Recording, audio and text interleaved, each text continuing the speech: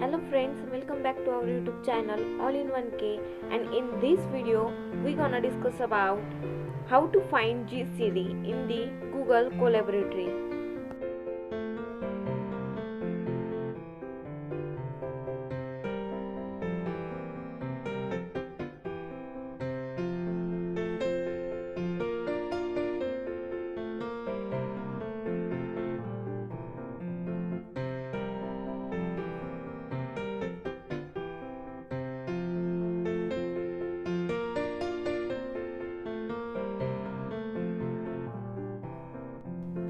To find GCD in Python, we can import the math module.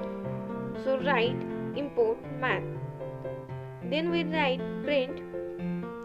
In print function, we can write math.gcd and values to find GCD.